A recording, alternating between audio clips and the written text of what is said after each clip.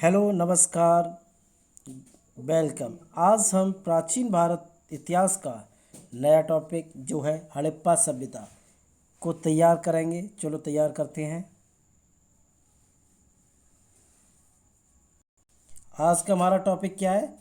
हड़प्पा सभ्यता, जिसे हड़प्पा सिविलाइजेशन कहते हैं। चलो स्टार्ट करते हैं।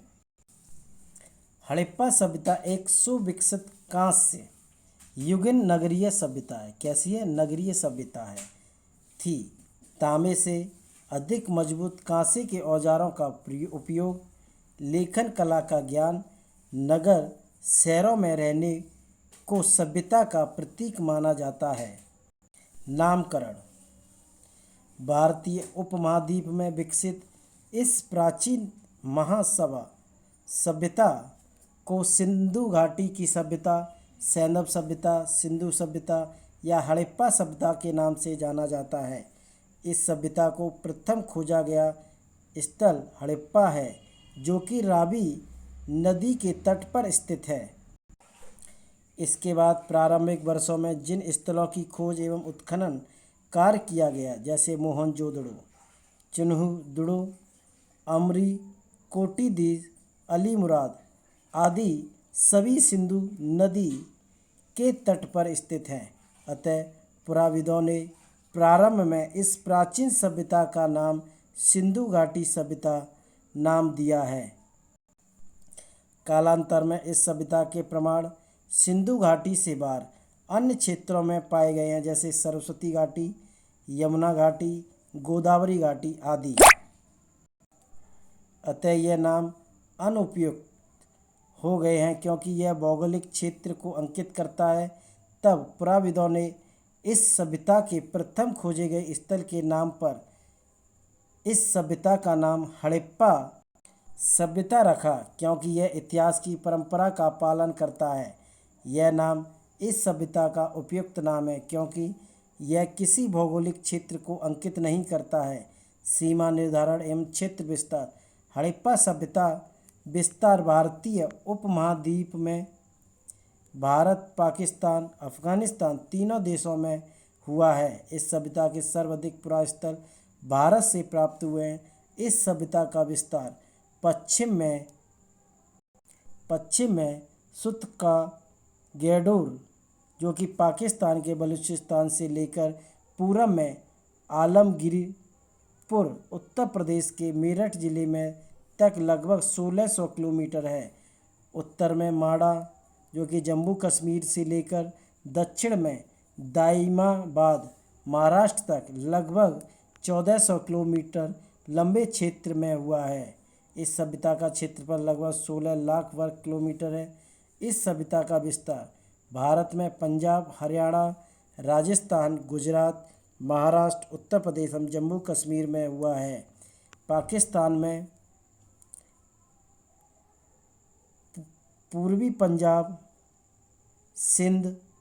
पश्चिमी पंजाब, सिंध, बलूचिस्तान प्रांत में तथा अफगानिस्तान में हुआ है। सर्वाधिक पुरास्थल सरस्वती नदी घाटी में पाए गए हैं। किसी एक प्रांत में सर्वाधिक पुरास्थल गुजरात से प्राप्त हुए। इस सभ्यता के लगभग 1300 किलोमीटर लंबा समुद्री तट है। तो क्या है? सिंधु सभ्यता के महत्वपूर्ण स्थल हैं, भौगोलिक स्थिति और वहाँ से प्राप्त वस्तुएं। स्थल के नाम, देश, प्रांत, जिला, नदी, खोजकर्ता, खोज वर्ष, खोजकर्ता और मिली हुई वस्तुएं। Number first, Harappa. हड़प्पा कहाँ पर है? पाकिस्तान के पश्चिमी पंजाब, मोंटगोमरी, जो कि साहिवाल है। नदी कौन सी है? रावी नदी पर है। 1921 में दयाराम सानी एवं माधव स्वरूप वत्स्य ने इसकी खोज की। यहाँ से क्या मिला है? श्रमिक आवास 2.18 वृत्ताकार चबूतरे 3.16 भट्टियाँ, खंडों में अन्नघर, सोने का बना हार, प्रसाधन बॉक्स, पाउडर, काजल की डिब्बियाँ, गधे का प्रमाण, तांबे से बना पैमाना और हृदयकार मनका आदि। Number second, Mohenjodaro. शाब्दिक अर्थ है मृतकों का टीला। क्या है? मृतकों का टीला, जो कि पाकिस्तान सिंध लरकाना में है, जो कि सिंधु नदी पर है। 1922 में इसकी खोज की रखाल दास बनर्जी उत्खननकर्ता मार्शल द्वारा। इसमें विशाल स्नानघर, विशाल अन्नघर, सभा भवन, पुरोहित आवास, मृतकों की गली, गोमेद के मनके से बना हार, चांदी की अंगूठी, चांदी की डिब्बी में लाल कपड़े का साच, कांसे की बनी नर्तकी की मूर्ति, पत्थर निर्मित योगी की मूर्ति, सीप का बना पैमाना, एक मुद्रा में 3 सिर वाले देवता का चित्र जिसे हम शिव कहते हैं। क्या कहते हैं? शिव। नंबर 3, चन्हुदड़ो, जो कि पाकिस्तान सिंध नवाबशाह में स्थित है। ये भी सिंधु नदी पर स्थित है। इसकी खोज 1934 ईस्वी में हुई थी। ये NG मजूमदार ने की थी। इसमें क्या कथन मिला है? गुड़िया मानक बनने का कारखाना, लिपस्टिक, वर्गाकार ईंट, एक ईंट पर कुत्ते और बिल्ली के पैर के निशान। नंबर 4, रोपड़, आधुनिक नाम है रूपनगर, जो कि भारत पंजाब में है। कौन सी नदी पर? सतलज नदी पर। 1950 उत्खनन 1953, जो कि बीबी लाल ने और यज्ञदत्त शर्मा ने इसकी खोज की थी। मानव के साथ कुत्ते को दफनाए जाने का प्रमाण यहीं से मिला है। नेक्स्ट, नंबर 5, वनावली, जो कि भारत हरियाणा हिसार में स्थित है। नदी है सरस्वती। 1973 में RS बिष्ट ने इसकी खोज की। एक मकान में वॉश बेसिन का प्रमाण, खिलौने के रूप में मिट्टी का बना हल और उत्तम किस्म के जौ हैं। राखी गढ़ी, जो कि भारत हरियाणा के जिंद में स्थित है। इसमें नदी का पता नहीं है, लेकिन 1969 में इसकी खोज की सूरजवान और भगवान दास ने। भारत का सर्वाधिक बड़ा पुरास्थल यहीं से मिला है। कालीबंगा, भारत राजस्थान के गंगानगर में घग्गर नदी पर, कौन सी पर? घग्गर नदी पर स्थित है, जो कि 1953 उत्खनन था 1961। अमलानंद घोष ने और बीबी लाल एवं BK थापर ने हल से जुते हुए खेतों के निशान, एक ही खेत से 2 फसल उगाने के साथ अलंकृत ईंटों के परिणाम, मिट्टी का बना पैमाना और अग्नि वेदिकाएं। नेक्स्ट, लोथल, जो कि भारत के गुजरात अहमदाबाद में स्थित है।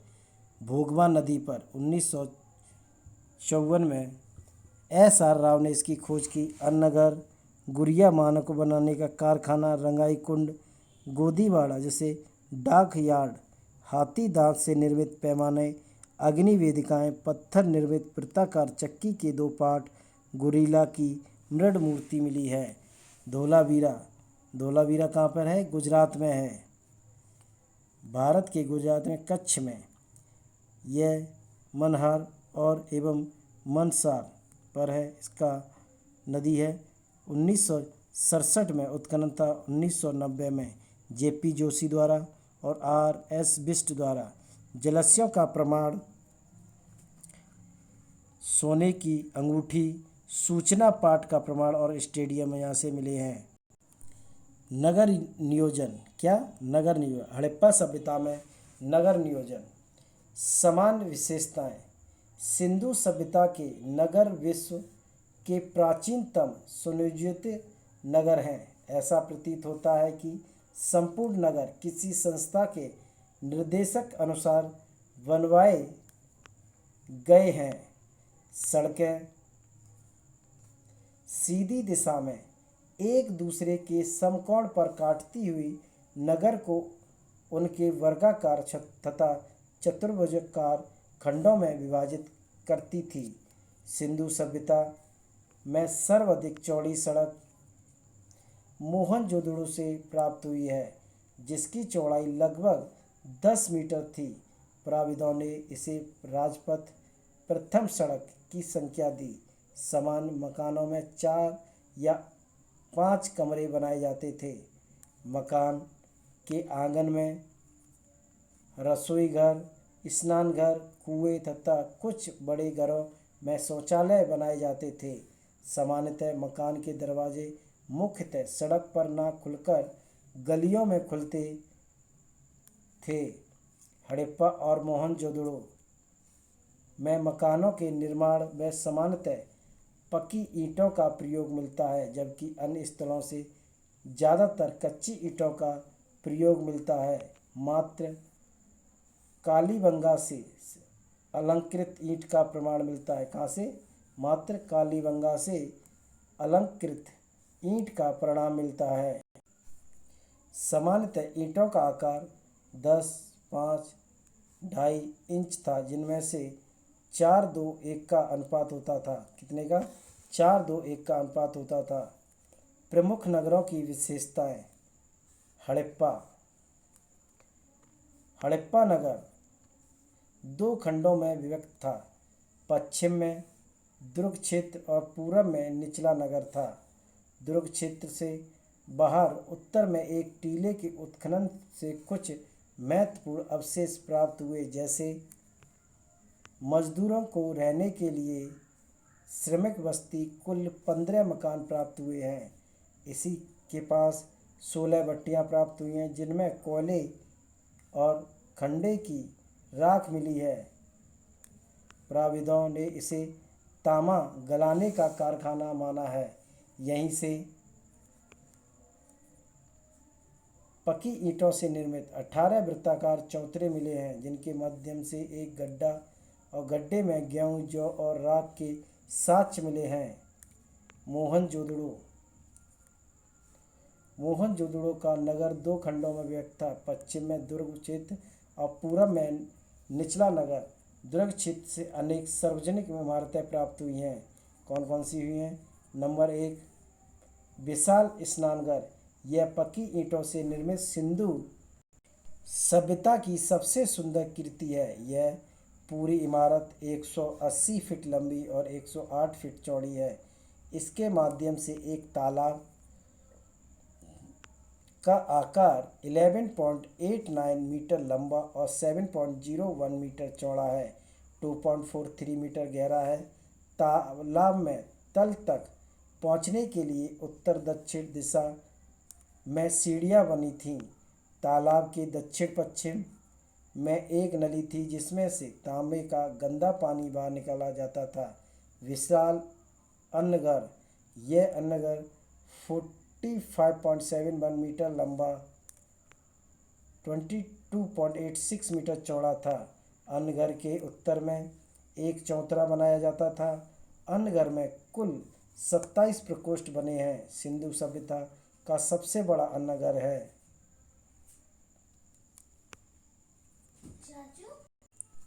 पुरोहित आवास। विशाल स्नानघर के पास से एक विशाल इमारत का प्रमाण मिलता है, जो कि 70.1 मीटर लंबा तथा 23.77 मीटर चौड़ा है। चन्हुदुड़ो सामान्य नगर के अवशेष प्राप्त हुए हैं। वर्गाकार ईंट का प्रमाण मिलता है। गुड़िया मानका बनने का कारखाना प्राप्त हुआ है। लोथल।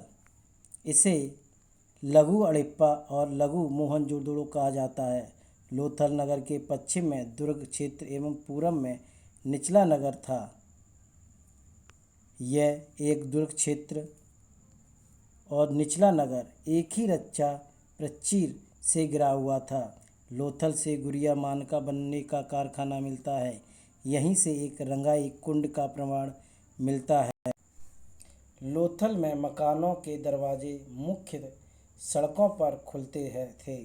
लोथल के निचले नगर के पूरब में एक डाकयार्ड गोदीवाड़ा प्राप्त हुआ है। यह पक्की ईंटों से निर्मित है। इसका आकार 218 मीटर लंबा और 36 मीटर चौड़ा और 3.3 मीटर गहरा है। धौलावीरा। यह भारत के सिंधु सभ्यता का सबसे बड़ा नगर है। धौलावीरा नगर अन्य नगरों की योजना से भिन्न योजना में बसाया गया है। यहाँ से 16 जलाशयों का प्रमाण मिलता है। यहीं से स्टेडियम, सूचना पट का प्रमाण मिलता है। कालीबंगा, यह नगर दो खंडों में व्यक्त है, पश्चिम में दुर्ग क्षेत्र और पूर्व में निचला नगर। यहाँ से सिंधु सभ्यता के नीचे पूर्व सैंधव संस्कृति के प्रमाण मिलते हैं। यहाँ का दुर्ग क्षेत्र, निचला नगर दोनों अलग अलग रक्षा प्राचीर से घिरा था। यहाँ के एक फर्श से अलंकृत ईंटों का साक्ष्य मिलता है। यहाँ से आयताकार अग्नि वेदिकाएं प्राप्त हुई हैं।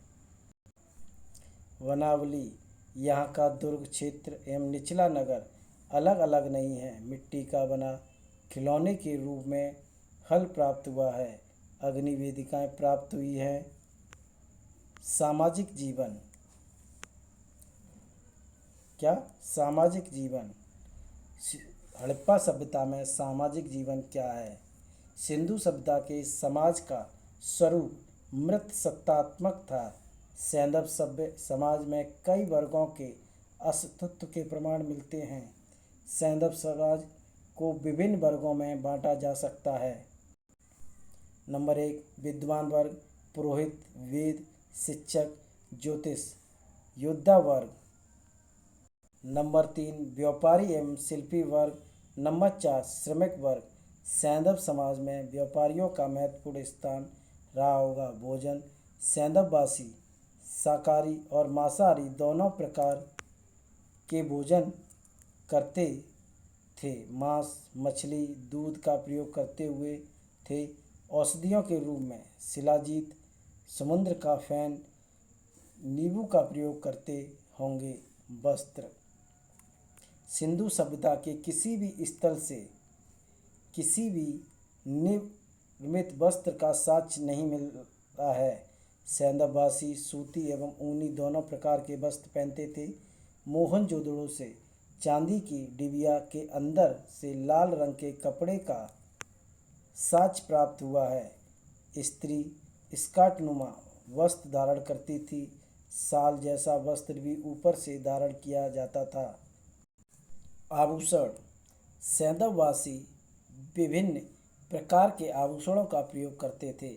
आभूषण सोना, चांदी, तांबा, कांसे से निर्मित होते थे। इसके अतिरिक्त कीमती पत्थरों, साधारण पत्थरों, मिट्टी, हाथी दांत से भी आभूषण बनाए जाते थे। मुख्य आभूषणों में हार, बाजूबंद, बालपिन, अंगूठी, चूड़ियाँ आदि का प्रयोग करते थे। हड़प्पा से सोने का बना हुआ 6 लड़ियों वाला हार प्राप्त हुआ है। सौंदर्य प्रसाधन, सैंधववासी सौंदर्य प्रेमी थे। हड़प्पा के उत्खनन से प्रसाधन वॉक्स प्राप्त हुआ है। हड़प्पा से ही काजल की डिबिया, सफ़ेद पाउडर के प्रमाण मिले हैं। चन्हुदड़ों से लिपस्टिक के प्रमाण मिले हैं। स्त्री विभिन्न प्रकार से केश विन्यास करती थी। समाधान प्रणाली, सैंधववासी अपने मृतकों का 3 प्रकार से संस्कार करते थे। पूर्ण समाधान, मृतकों को कब्र में दफनाने की परंपरा। आंशिक समाधान, मृतक के शरीर को जंगल में रख देना। जब पशु पक्षी उसके मांस को खा लेते तो हड्डियों को दफना देते थे। नंबर 3, देह संस्कार, मृतकों को जलाने की परंपरा। सिंधु सभ्यता के स्थलों से प्राप्त साक्ष्यों के आधार पर यह निष्कर्ष निकला है कि सैंधववासियों की लोकप्रिय समाधान प्रणाली पूर्ण समाधान थी। सैंधववासी सामान्यतः अपने मृतकों का सिर उत्तर, पैर दक्षिण में रखकर दफनाते थे। मृतकों के साथ अंत्येष्टि सामग्री जैसे मृदबाण, आभूषण आदि रखते थे। कब्रें पैर की अपेक्षा सिर की ओर अधिक चौड़ी होती थीं। हड़प्पा का कब्रिस्तान दुर्ग क्षेत्र के दक्षिण से प्राप्त हुआ है। कहाँ से? दुर्ग क्षेत्र के। हड़प्पा के कब्रिस्तान का नाम पुराविदों ने R37 रखा है। क्या रखा है? R37 रखा है। यहाँ से कुल 37 कब्रें प्राप्त हुई हैं। यहाँ से प्राप्त एक कब्र में मृतक को लकड़ी के ताबूत में रखकर दफनाया गया है। ऐसी परंपरा सुमेरियन सभ्यता से प्रचलित थी।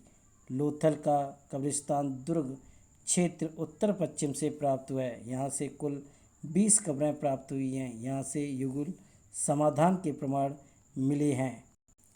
मोहनजोदड़ो से अभी तक कब्रिस्तान का प्रमाण नहीं मिला है। धार्मिक जीवन। सैंदववासी अपने देवी देवताओं की अनेक रूपों में पूजा करते थे। पुरुष देवता। सैंधव स्थलों में हमें पुरुष देवता के अनेक रूपों के आकलन का साक्ष्य मिलते हैं। मोहनजोदड़ो से प्राप्त एक मुद्रा में सींग युक्त त्रिमुखी पुरुष देवता का चित्र अंकित है। यहाँ योग मुद्रा में एक चौकी पर निवस्त्र बैठा देवता के दाहिने ओर एक हाथी और एक बाघ का चित्र अंकित है तथा बाएं ओर एक गैंडा तथा एक महेश।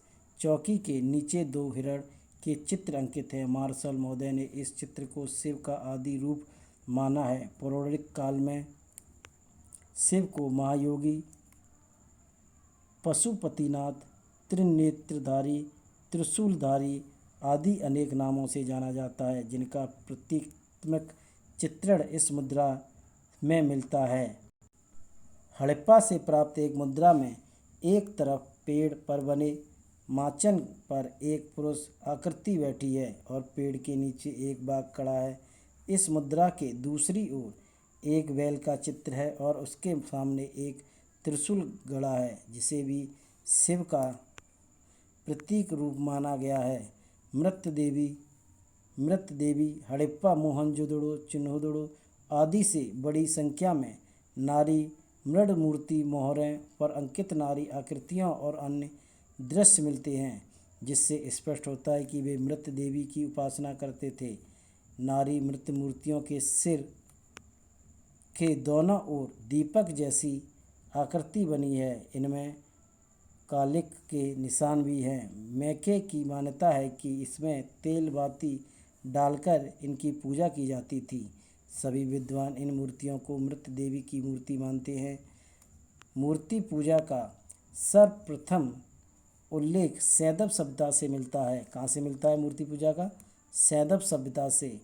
यद्यपि किसी भी स्थल से मंदिर के साक्ष्य नहीं मिलते हैं। देखिए, हड़प्पा सभ्यता में मंदिर का साक्ष्य का प्रमाण नहीं है, लेकिन मूर्ति की है। हड़प्पा से प्राप्त एक मुद्रा में एक और स्त्री के सर के बल खड़ा किया गया है और उसके योनि से वनस्पति निकलते हुए दिखाया गया है। इस चित्रण को मृत देवी के प्रजनन शक्ति का स्वरूप माना है, अर्थात देवी पृथ्वी देवी का आकलन है। मार्शल और व्हीलर का मत है कि सैंधव देवकुल में मृत देवी का स्थल सर्वोपरि है। पशु पूजा। सैंधववासी अपने देवी देवताओं की कल्पना पशु रूप में भी की है। यह देवताओं का काल्पनिक एवं वास्तविक पशु देवताओं के रूप में पूजा करते हैं। काल्पनिक पशु। मोहनजोदड़ो से प्राप्त एक मुद्रा में 3 सिर वाले पशु का चित्र आकलन है। नीचे का सिर एवं सींग भैंसे का और नीचे ऊपर का सिर सींग बकरे का है। मोहनजोदड़ो से प्राप्त एक अन्य मुद्रा में 3 बाघों के शरीर को एक जुड़ा हुआ दिखाया गया है। यह काल्पनिक पशु हो सकते हैं। यज्ञ, अग्नि पूजा, पशु बलि। सैंधववासी यज्ञ एवं अग्नि की पूजा करते थे। यज्ञों में पशु बलि दी जाती थी। लोथल, कालीबंगा, वनावली से अग्नि वेदिकाएँ मिली हैं, जिससे यज्ञ अग्नि पूजा की पुष्टि होती है। कालीबंगा और एवं लोथल की अग्नि वेदिकाओं से पालतू पशुओं की हड्डियाँ, अन्य सामग्री प्राप्त हुई हैं, जिससे स्पष्ट होता है कि यह पशु बलि से परिचित थे। सैंधववासी पुण्य जन्म में विश्वास रखते थे। किसमें? पुण्य जन्म में विश्वास रखते थे। उनमें अंधविश्वास का प्रचलन था। जादू टोना आदि खूब प्रचलित थे, जिनमें से बचने के लिए झाड़ू फूंक और ताबीज़ बांधते थे। आर्थिक जीवन। क्या? आर्थिक जीवन। सैंधव अर्थव्यवस्था पशुपालन, सिंचित कृषि, अधिशेष उत्पादन, विभिन्न हस्तकार्यों से दक्षता और समृद्ध आंतरिक और विदेशी व्यापार पर आधारित थी। पशुपालन कृषि पर निर्भर होते हुए भी हड़प्पाई लोग बहुत सारे पशु पालते थे। इनमें पशु रूप से भेड़, बकरी, गाय, भैंसा प्रमुख थे। सूअर पालतू एवं जंगली दोनों थे। कुत्ता पालतू पशु था। इसके कई नस्ल मिलते हैं। सैंधववासी ऊँट का भी पालन करते थे। हड़प्पा से गधे का साक्ष्य मिलता है। घोड़े के संबंध में विद्वानों में मतभेद है। सुरकोटडा से अंतिम चरण से घोड़े की हड्डियां मिली हैं। कहा जाता है कि सैंधववासी घोड़े से परिचित थे। सैंधववासी जिन अन्य पशुओं से परिचित थे उनमें हाथी, बाघ, हिरण, बारहसिंगा, रीछ, खरगोश, बंदर, बिल्ली, गैंडा, मेंढक आदि से परिचित थे। सैंधववासी सींग से परिचित नहीं थे। सैंधववासी किससे नहीं थे? सींग से परिचित नहीं थे। कृषि सिंधु सभ्यता के आर्थिक संगठन में कृषि का अत्यधिक महत्वपूर्ण स्थल था। सिंधु और उसकी सहायक नदियों का क्षेत्र अत्यधिक उपजाऊ था। सैंधववासी अपनी राबी की फसल की बुवाई अक्टूबर-नवंबर महीने में और कटाई मार्च-अप्रैल में करते थे। सैंधववासी कृषि उपकरण के रूप में हल, कुदाल, कुल्हाड़ी, हैंसिया आदि का प्रयोग करते थे। वनावली से खिलौने के रूप में मिट्टी का बना हल प्राप्त हुआ है। कालीबंगा से प्राक सैंधव स्तर से जुते हुए खेत के निशान एवं एक ही खेत में दो फसल उगाने के प्रमाण मिलते हैं। सैंधववासी प्रमुख रूप से गेहूँ, जौ, चावल, बाजरा, राई, सरसों, तिल, मटर, कपास आदि 9 फसलों का उत्पादन करते थे। वनावली से उत्तम किस्म के जौ के साक्ष्य मिले हैं। लोथल और रंगपुर से चावल के साक्ष्य मिलते हैं। गेहूँ की 2 किस्में मिलती हैं, ट्रिटिकम कैम्पैक्टम बड़ा गेहूँ और ट्रिटिकम स्पिरोकोकम छोटे दाने का गेहूँ। हड़प्पा एवं मोहनजोदड़ो से 6 धारियों वाला जौ के साक्ष्य मिले हैं। सैंधववासी विश्व में कपास के प्रथम उत्पादक थे, इसलिए यूनानियों ने कपास का नाम सिंडोन सैंधववासियों की उपज रखा है। उद्योग सैंधववासी विभिन्न उद्योगों से परिचित थे। सैंधववासियों का प्रमुख उद्योग वस्त्र उद्योग था। यह सूती एवं ऊनी दोनों प्रकार के वस्त्रों का प्रयोग करते थे। सैंधव स्थलों के प्रत्येक मकान से कताई बुनाई के उपयुक्त मिट्टी एवं शंख के बने 2 एवं 3 वेद छेद वाले तकुए मिले हैं। मोहनजोदड़ो वस्त्र उद्योग का महत्वपूर्ण केंद्र रहा होगा। इसके अतिरिक्त सैंधव सभ्यता में धातु उद्योग, गुड़िया मानका उद्योग, मूर्ति उद्योग, मृत भांड उद्योग, हाथी दांत से निर्मित वस्तुओं का उद्योग, ईंट उद्योग आदि का प्रचलन था। व्यापार सैंधववासियों का आंतरिक एवं बाह्य दोनों व्यापार उन्नत अवस्था में था। सैंधव सभ्यता की विशेषता वहाँ असंख्य छोटे बड़े नगरों की उपस्थिति थी। संपन्न सैंधव वजन अधिक से अधिक विलासिता की वस्तुएं प्राप्त करना चाहते थे। इस खोज में उन्होंने भारतीय उपमहाद्वीप में दूर दूर तक बस्तियां बसाईं और अफगानिस्तान, मध्य एशिया तथा पश्चिम एशिया के साथ प्रगाढ़ संबंध बनाए। हड़प्पा सभ्यता में उद्योग विकसित अवस्था में थे, लेकिन हड़प्पाई क्षेत्र में हमें उन उद्योगों के लिए कच्चा माल उपलब्ध था। अतः सैंधववासी कच्चे माल की प्राप्ति हेतु दूर दराज की यात्राएं की। कच्चे माल की प्राप्ति व्यापार वाणिज्य कर्म का प्रथम सोपान था। दूसरे सोपान में निर्मित वस्तुओं को घरेलू, क्षेत्रीय, विदेशी बाजारों तक पहुंचाना पड़ता था। सैंधववासी निम्न वस्तु इन क्षेत्रों से प्राप्त करते थे। चांदी अफगानिस्तान और ईरान, मुख्यतः अफगानिस्तान से प्राप्त करते थे। सोना कर्नाटक स्थित कोलार की खान से, तांबा राजस्थान स्थित खेतरी तम्र खान से, कुछ तांबा ओमान से, टीन अफगानिस्तान से, सैलगढ़ी बलूचिस्तान और राजस्थान से, लाजवर्द बदख्ता उत्तरी अफगानिस्तान से, फिरोजा खुरासान चाट पत्थर बलूचिस्तान से, लाल रंग फारस की खाड़ी स्थित होर्मुज से, देवदारू एवं शिलाजीत हिमालय के पर्वतीय क्षेत्र से। विदेशी व्यापार सैंधववासी का व्यापारिक संबंध उनके बाह्य संस्कृतियों के साथ थे, जैसे मेसोपोटामिया, मिस्र, क्रीट एवं फारस की खाड़ी स्थित देशों के साथ था। मेसोपोटामिया के साथ व्यापारिक संबंधों के अनेक पुरातात्विक प्रमाण मिलते हैं। कुछ विद्वानों का मानना है कि मेसोपोटामिया से एक हड़प्पाई व्यापारियों की बस्ती मिली है। मेसोपोटामिया से प्राप्त अभिलेखों में दिलमुन, मगन एवं मेलहू नामक क्षेत्रों का उल्लेख है। इन क्षेत्रों से मेसोपोटामिया लोगों के व्यापारिक संबंध थे। दिलमुन का समीकरण बहरीन से, मगध का समीकरण मकरान तट से एवं मेलुहल का समीकरण सैंधव क्षेत्र से किया गया था। मेसोपोटामिया लोग सैंधव क्षेत्र से सूती वस्त्र, हाथी दांत से निर्मित वस्तुएं एवं कार्नेलियन पत्थर के बने मनके आयात करते थे। हड़प्पाई मुद्राएं भी मेसोपोटामियाई क्षेत्र से मिलती है। सैंधववासियों का मिस्र, फारस की खाड़ी का क्रीट से भी व्यापारिक संबंध थे। यातायात सैंधव काल में स्थल और जल दोनों वर्गों से व्यापार होता था। स्थल मार्ग के यातायात का मुख्य साधन ठोस पहिए वाली बैलगाड़ी थी। इसके अतिरिक्त भार वाहन पशुओं का भी यातायात के लिए प्रयोग किया जाता था।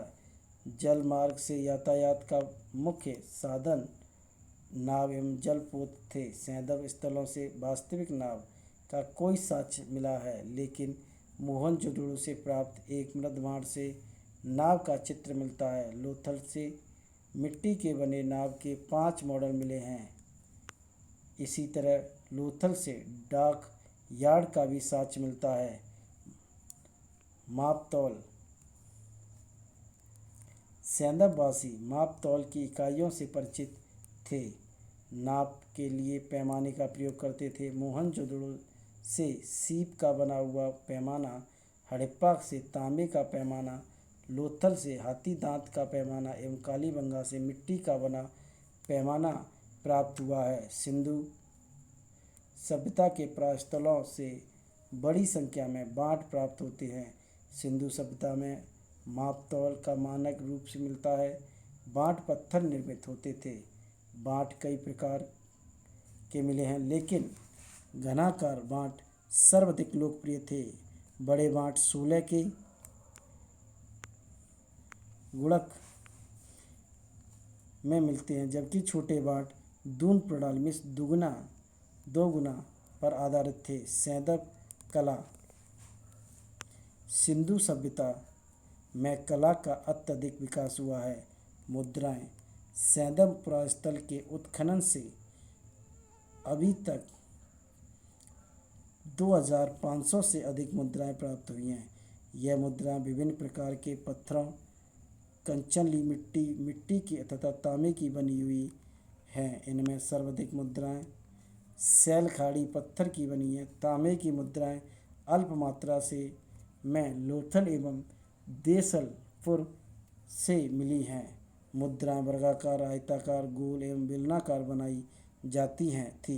इनमें सबसे लोकप्रिय वर्गाकार मुद्राएं थी, जो सैलगढ़ी पत्थर से बनी थी। लोकप्रिय वर्गाकार मुद्राएं 2.8 सेंटीमीटर के वर्ग में बनी थी। लोथल से बटन जैसी गोल मुद्राएं मिली हैं, जो कि फारस की खाड़ी में लोकप्रिय थी। सैंधववासियों की कला का उत्कृष्ट प्रदर्शन उनकी मुद्राओं के चित्रांकन में मिलता है। सैंधव मुद्राओं पर पशुओं का चित्रांकन कन अत्यधिक सुंदर है। चित्रांकन में कुवड़ वाला बैल, बाघ, गैड़ा, भैंसों के चित्र बहुत ही सुंदर एवं यथार्थ दिखाई पड़ते हैं। सैंधव मुद्राओं में सर्वाधिक चित्रांकन एक श्रृंगरी पशु का है। मुद्रा में सबसे सुंदर उदाहरण मोहनजोदड़ो से प्राप्त त्रिमुखी देवताओं की मुद्रा है। गुड़िया मनका। सैंधव सभ्यता में विभिन्न स्थलों से हजारों की संख्या में मनके मिले हैं। मनकों का निर्माण विभिन्न प्रकार के पत्थरों, धातु, मिट्टी, कांचली मिट्टी, सीप, हाथी दांत से किया जाता है। चन्हुदड़ों एवं लोथल से गुड़िया मानकों बनाने का कारखाना मिला है। सैलगड़ी पत्थर के बने मनके सर्वाधिक प्राप्त हुए हैं। मनके कई प्रकार के बनते हैं, लेकिन बेलनाकार मनके सर्वाधिक प्रचलित थे। रेखाकृत मनके सिंधु सभ्यता के साथ साथ मेसोपोटामिया एवं मिस्र से मिले हैं। हड़प्पा से एक हृदयाकार मनका मिला है। मोहनजोदड़ो से प्राप्त एक मनके में 3 बंदरों का चित्र अंकित है। मृतभांड। सैंधव स्थलों से प्राप्त अधिकांश मृतभांड चाक निर्मित है। चाक का कोई साक्ष्य नहीं मिलता है। क्या है? चाक का कोई साक्ष्य नहीं मिलता है। मृतभांड का निर्माण नदियों की मिट्टी से किया गया था।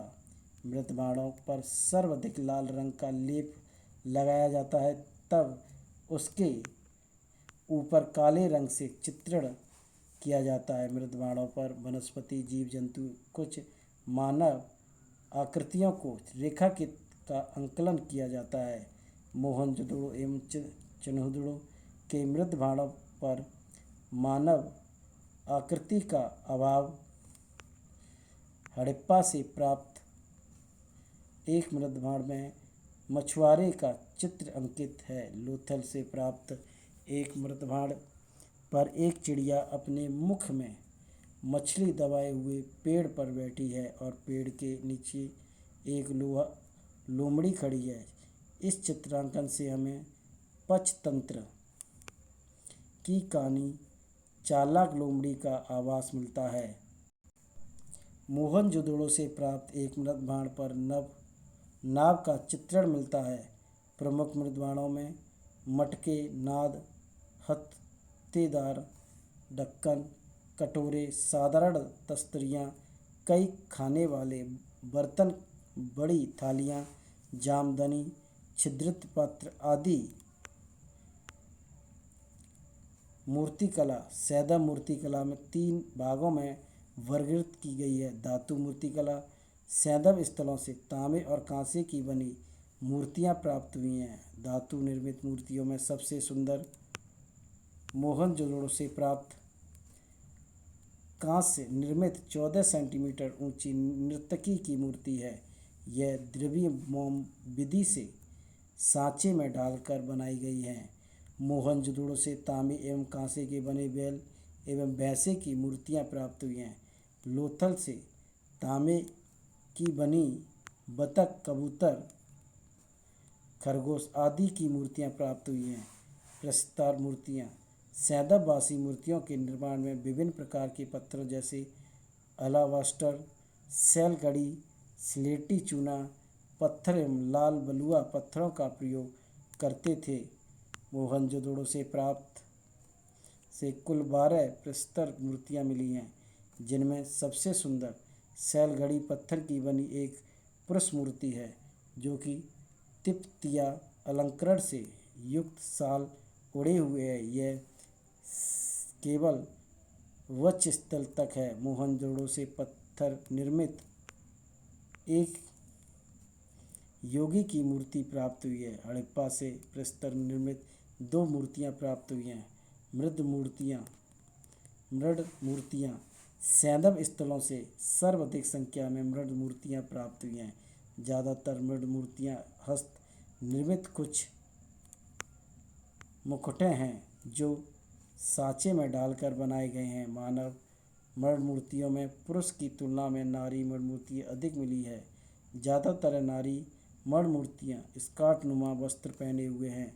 हड़प्पा से प्राप्त एक नारी मणि मूर्ति को 3 पांव वाली कुर्सी में बैठे हुए दिखाया गया है। अधिकांश पुरुष मणि मूर्ति निवस्त्र है। कुछ मूर्तियां को तंग टोपी पहने हुए दिखाया गया है। मोहनजोदड़ो से घुटने के बल पर चलते हुए बच्चों की 2 मणि मूर्तियां प्राप्त हुई हैं। हड़प्पा और मोहनजोदड़ो से सांचे से में डालकर सिंह युक्त मुकुटें प्राप्त हुए हैं।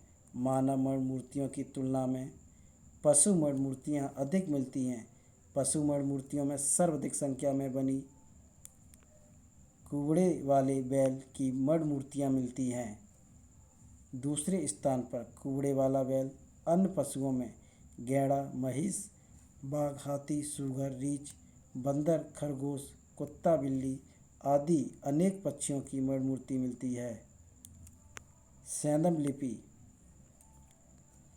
सैंधव लिपि अधिकांशतः मोहरों पर अंकित है। सैंधव लिपि के सर्वाधिक साक्ष्य मोहनजोदड़ो से प्राप्त हुए हैं।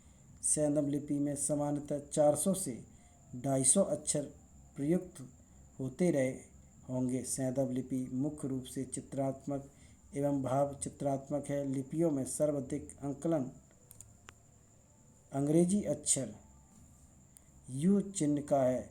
सैंधव लिपि की दिशा दाएं से बाएं थी। सैंधव स्थलों से बुस्ट्रोफेदन लिपि के भी साक्ष्य मिले हैं। इसमें दाएं से बाएं, फिर बाएं से दाएं, दाएं से बाएं लिखा जाता है। हाल ही में कुछ विद्वानों ने कंप्यूटर द्वारा सैंधव लिपि पढ़ने का दावा किया है।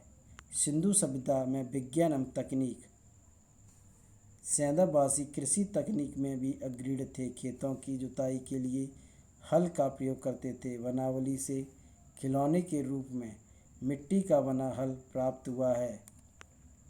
सैंधववासी बीज बोने के यंत्र का प्रयोग करते थे। लोथल से प्राप्त मिट्टी की एक प्लेट में बीज बोने के यंत्र का चित्रण मिलता है। सैंधववासी विभिन्न फसलों एवं विभिन्न प्रजातियों के अनाजों का उत्पादन करते थे। विश्व में सर्वाधिक कपास का उत्पादन सैंधववासियों ने किया है। ए.एल. वासम के शब्दों में रुई उत्पादन और उसके उपयोग का तकनीकी ज्ञान विश्व को हड़प्पा सभ्यता की देन है। सैंधववासियों का प्रमुख उद्योग वस्त्र उद्योग था।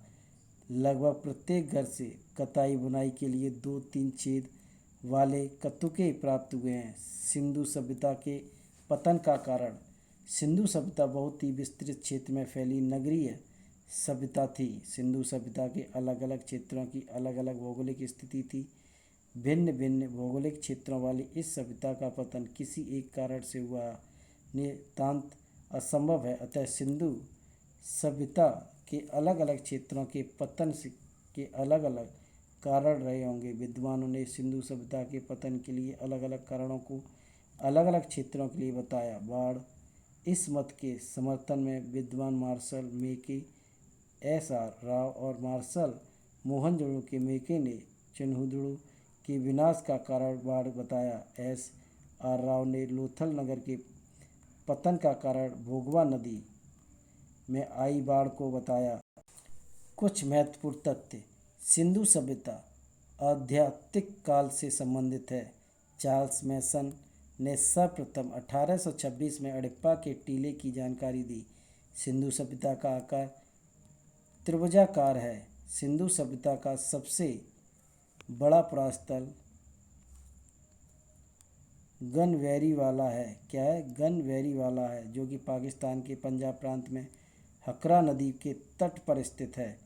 सिंधु सभ्यता में सर्वाधिक प्रस्थल सरस्वती घाटी में मिलते हैं। हड़प्पा से प्राप्त कब्रिस्तान में कुल 37 कब्रें प्राप्त हुई हैं। इसे R37 के नाम से जाना जाता है। मोहनजोदड़ो से अभी तक कोई कब्रिस्तान प्राप्त नहीं हुआ है। हड़प्पा में 18 वृत्ताकार चबूतरे प्राप्त हुए जिनके माध्यम से गड्ढे हैं। इन गड्ढों में जले हुए गेहूं और जौ के प्रमाण मिलते हैं। हड़प्पा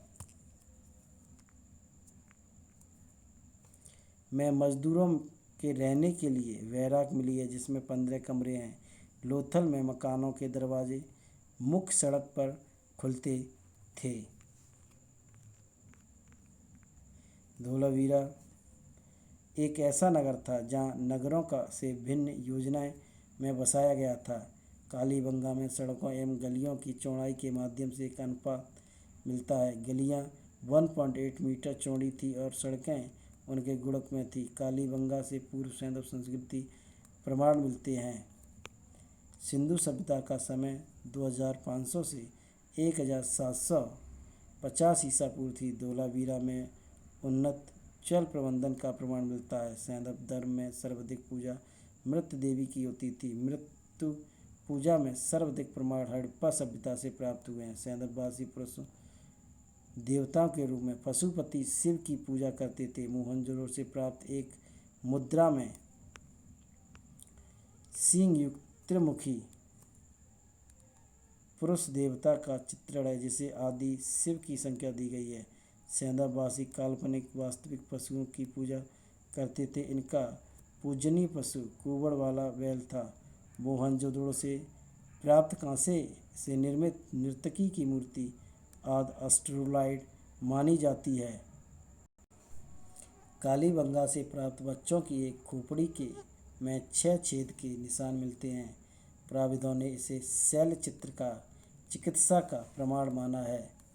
सैंधव नारियों में 16 प्रकार से केश विन्यास करती थी जबकि पुरुष वर्ग दाढ़ी मुड़वाता था। वर्गाकार दाढ़ी रखने का साक्ष्य मोहनजोदड़ो से प्राप्त हुआ है।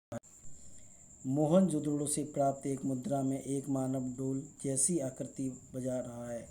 मेसोपोटामिया अभिलेखों में दुलुमन, मगन और मेलुहल नामक 3 देशों का उल्लेख है जहाँ से मेसोपोटामियाई व्यापारी विभिन्न वस्तुओं का आयात करते थे। दुलुमिन व्यापार में बिचौलियों की भूमिका अदा करता था। हड़प्पा, अमरी, कोटिदिजी, कालीबंगा और बनावली से सिंधु सभ्यता के नीचे पूर्व सैंधव संस्कृतियों के प्रमाण मिलते हैं। सैंधववासी विश्व में कपास के प्रथम उत्पादक थे, इसलिए यूनानियों ने कपास का नाम सैंडोन रखा अर्थात सैंधववासियों की उपज। कालीबंगा से मृद पट्टिकाओं पर उत्कीर्ण सिंह युक्त देवता की आकृति प्राप्त हुई है। हमारे चैनल को लाइक, शेयर, सब्सक्राइब और कमेंट करके ज़रूर बताएं। Thank you.